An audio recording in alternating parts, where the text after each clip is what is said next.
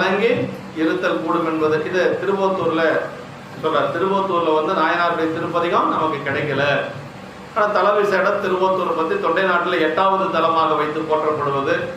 சிவபெருமான் தேவர்களுக்கும் முனிவர்களுக்கும் மறைகளை ஓதுவி தருடைய பல தலம் என்று தேவர்களுக்கும் முனிவர்களுக்கும் வேதங்களை ஓதியது. அந்த மறை அப்படி ஓத்து அப்படின்னா வேதங்க, வேதங்கள் எல்லாம் வழிபாடு செய்தது, வேதங்களை ஓதியது, மறைகளை ஓதுவி தருடைய தலம் என்ற காரணத்தால் பெயர் எழுதியது. ஓத்து என்பது வேதம்.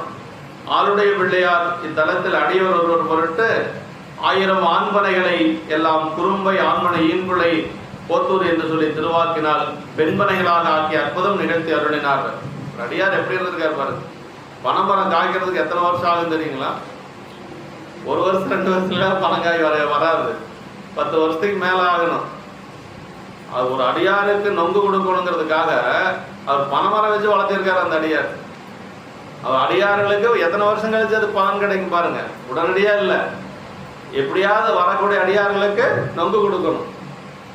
அப்ப அதெல்லாம் அப்படி வளர்த்த பனைமரங்கள் ஆண்மனை ஆயிரும். அப்பதான் சமணர்கள் எல்லாரும் அவருடைய தொண்டை வந்து பேசுவாங்க. அதனால அவர் வந்து மனம் நைந்து பெருமானத்தில் முறையிடுகின்ற பொழுது அப்படியே ஞானசம்பந்த பெருமான் வர்றார். அப்போ வந்து அவர் அந்த பதிகம் பாடுறார்.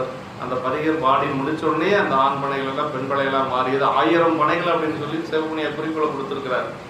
நமக்கு எத்தனை பனைகள்னு தெரியாது இல்லையா? ஆண் பனை பெண் பனையாதுன்னு நம்ம ஒரு மரம் நினைச்சிட்டு இருக்கிறோம். 1000 பனைகள் அப்படின்னு சொல்லி குறிப்பு கொடுத்துருக்காரு ஐயா.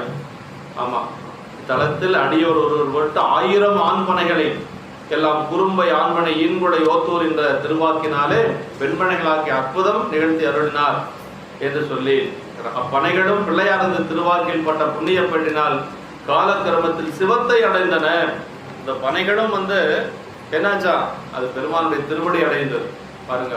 ஓருடைய தாவரங்கள் கூட பிள்ளையாருடைய திருவாக்கு பட்டதுனால முக்திக்கு போகுதுன்னா நமக்கெல்லாம் என்ன நமக்கு ஒரு வாய்ப்பு பாருங்க. பெருமான் பிள்ளையாருடைய திருவாக்கு நம்ம பாடணும் அப்படின்னா நல்ல ஞானம் பெற்று பெருமான் திருவடி அடைகிறதுக்கு ஒரு வாய்ப்பு. அவர் பெற்ற ஞானங்களை 2 ஞானங்களை நமக்கு எப்படி கொடுத்துருக்கார்? 3 திருமுறைகளா குலைச்சு கொடுத்துருக்கார். அதை வச்சு நம்ம பாடினாவே போதும். திருவாக்கினுடைய பிள்ளையாருடைய திருவாக்கில் பட்ட புண்ணிய பெற்றினாலே அது வந்து சிவத்தை அடைந்தன என்று சொல்லி சொல்றார். கோயிலில் பனை தாபிக்கப்பட்டு வழிபட பெறுகின்றது. இன்னைக்கும் அந்த பனை அங்க பார்க்கலாம் நம்ம, இல்லைங்களா?